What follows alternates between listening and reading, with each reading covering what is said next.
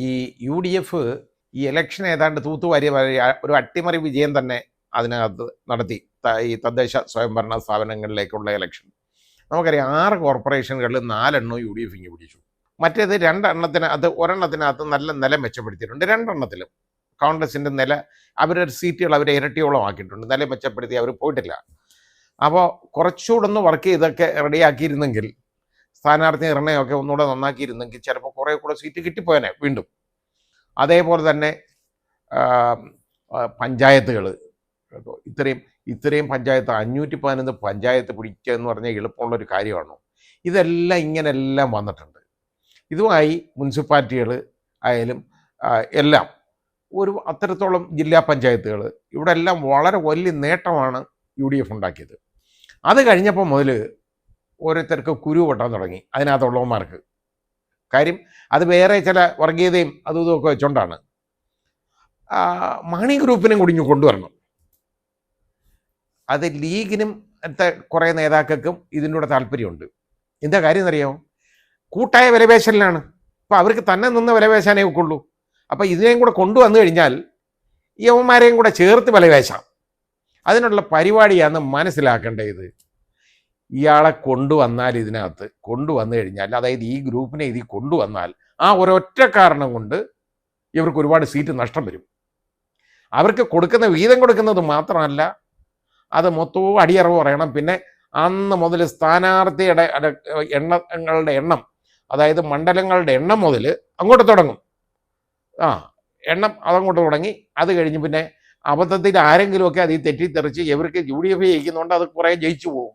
വന്നു കഴിഞ്ഞാൽ പിന്നെ അങ്ങോട്ട് മന്ത്രിസ്ഥാനം, എനിക്ക് മറ്റേത് വേണം, ഇത് വേണം, അത് വേണം, ഇത്, ഈ രീതിയിലുള്ള വിലപേശലിനുള്ള ഒരുക്കമാണ് നടത്താൻ പോകുന്നത്. പാലാ മുനിസിപ്പാലിറ്റി ഉണ്ടല്ലോ, എത്രയോ വർഷങ്ങൾ കൈയടക്കി വെച്ചിരുന്നവരാണ് അവർ.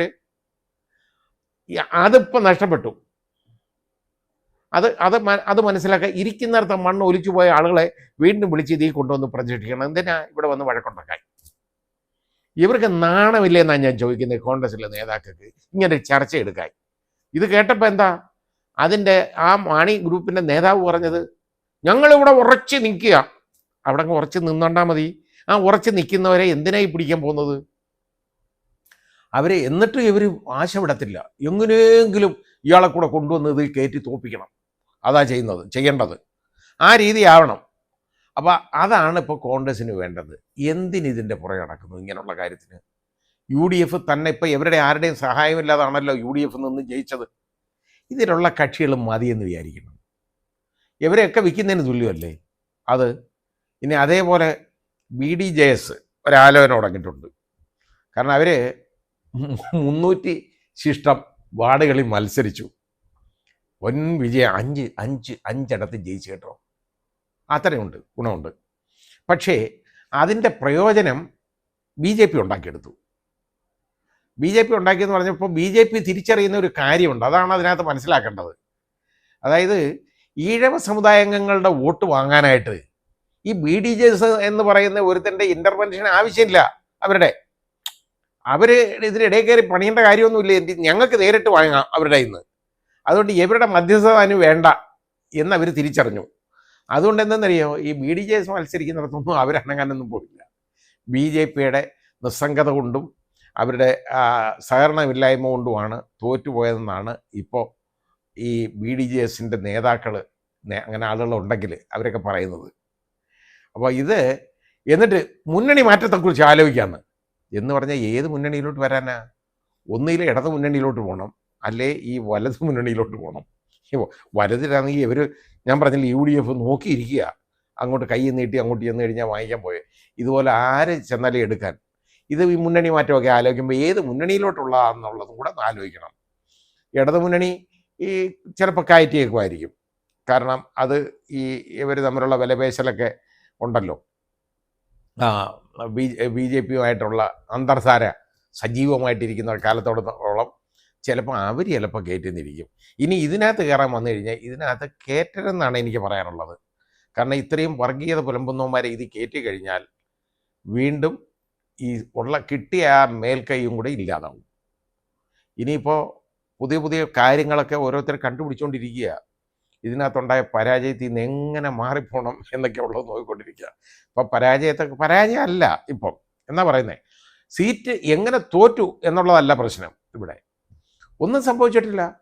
ശബരിമലയിലാണെങ്കിൽ അവിടെ നമ്മൾ ജയിച്ചില്ലേ? ഇവിടെ എന്തോ ജയിച്ചേ? ശബരിമലയുടെ കാര്യത്തിൽ എന്തോ ജയിച്ചു? പന്തളത്ത് അങ്ങനെ ആണെങ്കിൽ ബി ജെ പിക്കല്ലേ കിട്ടേണ്ടിയിരുന്നത്? എന്തോ ബി ജെ പിക്ക് കിട്ടണം, ബി ജെ പിക്ക് ഇതിൽ കൂടുതൽ സീറ്റ് കിട്ടണ്ടേന്ന്. അതായത് ഈ ശബരിമല കൊള്ള ഇതിനെ ബാധിച്ചെന്ന് പറഞ്ഞപ്പോഴപ്പോൾ അങ്ങനെ ഒരു സംഭവമില്ല. ഗവൺമെൻറ്റിനെതിരെ ഉള്ള ഒരു വിധിയെഴുത്തല്ല അതാട്ടോ. ആൻറ്റി ഇൻകംബൻസി എന്ന് പറയുന്ന ഒരെണ്ണം ഇല്ല എന്ന് ഇവരങ്ങ് തീരുമാനിക്കുക. കാര്യം എന്താണെന്നറിയാമോ? ഇവർക്ക് സ്വയം ഇതൊന്ന് ബോധ്യപ്പെടാൻ അവരെ കൊണ്ടൊക്കത്തില്ല, അണികളുടെ അടുത്ത് ഇത് പറയാനും പറ്റത്തില്ല. അപ്പോൾ ഇങ്ങനൊരു സാധനം ഇല്ല എന്ന് പറഞ്ഞാൽ ഇതിൻ്റെ ചർച്ച അവസാനിപ്പിക്കാമല്ലോ. CPI കുറേ കാര്യങ്ങളൊക്കെ വിളിച്ചു പറഞ്ഞു, ഇങ്ങനെ ഇത് പോന്നു, ഇത് ഗവൺമെൻറ്റിനെതിരെയുള്ളൊരു എഴുത്താണ്, നമ്മുടെ ശൈലി മാറണം, ഏകാധിപത്യ ശൈലി മാറണം എന്നൊക്കെ ഒന്ന് പറഞ്ഞു കഴിഞ്ഞാൽ ഇടതുമുന്നണി യോഗം ചേർന്നല്ലോ. അപ്പോൾ ഇങ്ങനൊരു പ്രശ്നമേ ഇല്ല എന്നങ്ങ് തീരുമാനിച്ചു. അതോടുകൂടി ചർച്ച ചെയ്യണ്ട, കാര്യം തീർന്നു അവിടെ. അപ്പോൾ ഈ രീതിയിലാണ് പോയിക്കൊണ്ടിരിക്കുന്നത്. പോകുമ്പോൾ ഇനി അതുകൊണ്ട് പുതിയ ആളുകളെ ഇത് വലിച്ചു കയറ്റി കൊണ്ടുവന്ന് കുഴപ്പം ഉണ്ടാക്കാതിരുന്ന നല്ലത്. ഈ രീതിയിൽ അങ്ങ് പോകും. ഇല്ലേ അതായത് ഇപ്പം തന്നെ ഏതാണ്ട് 69 നിയമസഭാ മണ്ഡലങ്ങളിൽ ഭൂരിപക്ഷമുണ്ട് UDFന്. 69 നിയമസഭാ മണ്ഡലങ്ങളിൽ ഉണ്ട്. ഇത് ഇനി അത് കൂടുതലേ ഉള്ളൂ, കുറയത്തില്ല. അത് ഒന്ന് മനസ്സിലാക്കിയാൽ മതി കേട്ടോ. ഇതുപോലെ കാരണം ഇവർ തന്നെ അതിന് മാർഗം ഉണ്ടായിക്കോളും. ഓരോ കാര്യങ്ങൾ ഉണ്ടാവും, ഉണ്ടായിക്കോളും അവർ തന്നെ. അതിന് നോക്കിയിരുന്ന് അത് മുതലെടുത്താൽ മതി. ഇപ്പോൾ ഇവർ അനങ്ങൊന്നുമില്ലല്ലോ. ഇവിടെ രാഹുൽ മാങ്കൂട്ടത്തിന് എല്ലാം കൊണ്ടുവന്നു. പെണ്ണ് വിഷയമൊക്കെ എപ്പോഴായാലും പൊക്കി എടുത്തുകൊണ്ട് വരും. കൊണ്ടുവന്നു. ഇതിനെതിരെ ശബരിമല കൊള്ളയെ സംബന്ധിച്ചിടത്തോളം വിളിച്ചു പറഞ്ഞുകൊണ്ടിരുന്ന രാഹുൽ ഈശ്വറിനെ പിടിച്ച് കുറേ നാൾ അങ്ങ് ജയിലിലിട്ടു കേട്ടോ. അപ്പോൾ അത് ഒക്കെ കൂടെ എല്ലാം ചെയ്തു കഴിഞ്ഞു. ഇനിയിപ്പോൾ വീണ്ടും തെളിവുകൾ ഉണ്ടാക്കാൻ പോവുകയാണ്. ഇപ്പോൾ രമേശ് ചെന്നിത്തല കൊടുത്ത മൊഴിയെന്ന് പറയുന്നത് വളരെ പ്രധാനപ്പെട്ട മൊഴിയാണ് കൊടുത്തേക്കുന്നത്. അദ്ദേഹം പറഞ്ഞു കൊടുത്തേക്കുന്ന കാര്യങ്ങൾ വളരെയധികം കൂലങ്കക്ഷമായിട്ട് അത് പരിശോധിക്കണം. ഇതൊക്കെ എവിടെ വരെ പോയി എന്നുള്ളത് നോക്കണം. ഈ പാളികളൊക്കെ കടത്തിയേക്കുന്ന ഇൻ്റർനാഷണൽ ഇടപാടാണ് കേട്ടോ. അത് പല ക്ഷേത്രങ്ങളിൽ നിന്നും ഇതുപോലെ അത്രത്തോളം വലിയ വൈരങ്ങൾ, രത്നം ഇതെല്ലാം കൊണ്ട് കടത്തിയിട്ടുണ്ട്. ബ്രൂണൈ വരെ പോയിട്ടുണ്ടെന്നാണ് പറയപ്പെടുന്നത് ഈ സംഭവങ്ങൾ. ഇപ്പോൾ ഇത് ചെന്നൈയിലുള്ള ഒരു വലിയ മൊത്ത വ്യാപാരി എന്ന് പറഞ്ഞാൽ ഇതേപോലുള്ള ആൻറ്റിക്സ് എല്ലാം മുഴുവൻ കളക്ട് ചെയ്ത് വിൽക്കുന്ന ഒരു കച്ചവടക്കാരനുണ്ട്. അയാളുടെ കയ്യിലൊക്കെ ഇതൊക്കെ പോയിട്ടുണ്ടെന്ന് സംശയിക്കപ്പെടുന്നു. അപ്പോൾ അതിനെക്കുറിച്ചുള്ള അന്വേഷണം ശരിയായിട്ട് നടക്കണം. ആ അന്വേഷണം നടന്നിട്ട് വളരെ ശരിയായിട്ട് അന്വേഷിക്കണം. ഇതിൻ്റെ മുഴുവൻ വിവരങ്ങൾ പുറത്തു കൊണ്ടുവരണം. ഇതിപ്പോൾ ഏതെന്ന് പറഞ്ഞു കഴിഞ്ഞാൽ ഇതിനകത്തിപ്പോൾ ഇവിടുന്ന് തൊണ്ടി മുതലെവിടെ ഇപ്പോൾ തൊണ്ടി സീസ് ചെയ്യണ്ടേ? ഈ സ്വർണ്ണപ്പാളി പോയല്ലോ. അതായത് സ്വർണം പൊതിഞ്ഞിരുന്ന പാളി അത് മുഴുവനായിട്ടുള്ള ആ സാധനം മുഴുവൻ പോയി. അത് എവിടെ പോയി എന്നുള്ളത് കണ്ടെടുക്കണ്ടേ? ഇവരെ ആ തൊണ്ടി മുതൽ കണ്ടെടുക്കുന്നതിനെക്കുറിച്ച് ആലോചനയൊന്നുമില്ലല്ലോ. അതാ വേണ്ടത്. അല്ലാതെ പോറ്റി അങ്ങ് സംഭവിക്കുന്ന ഇവിടെയൊക്കെ കൊടുത്തു, ഇവിടെ എല്ലാം കൊടുത്തു, എല്ലാം റെഡിയായി, അന്തസ്സായിട്ട് അവിടെ എല്ലാം കൊടുത്തു എന്നൊക്കെ പറഞ്ഞെങ്കിൽ അങ്ങനെയൊക്കെ പറഞ്ഞാൽ പോരാ.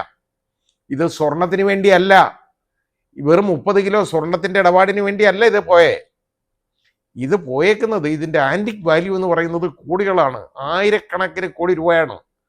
അതാ പോയേക്കുന്നത്. ഇതൊക്കെ കൊടുത്ത് വാങ്ങാൻ ശബരിമലയുടെ ആന്ന് പറഞ്ഞു കഴിഞ്ഞാൽ ഇത് വാങ്ങാൻ ഇഷ്ടം പോലെ പണക്കാർ ലോകത്ത് ഒരുപാട് അടുത്തുണ്ട്. അത് അന്വേഷിക്കണം, അതൊക്കെ വീണ്ടെടുക്കാനുള്ള ശ്രമം നടത്തണം. അതിൻ്റെ പുറകിലുള്ള മുഴുവൻ ആളുകളെയും വൻ തോക്കുകളെ മുഴുവൻ ഇതിനകത്ത് ഉൾപ്പെടുത്തണം, പിടിക്കണം. അതാണ് വേണ്ടത്.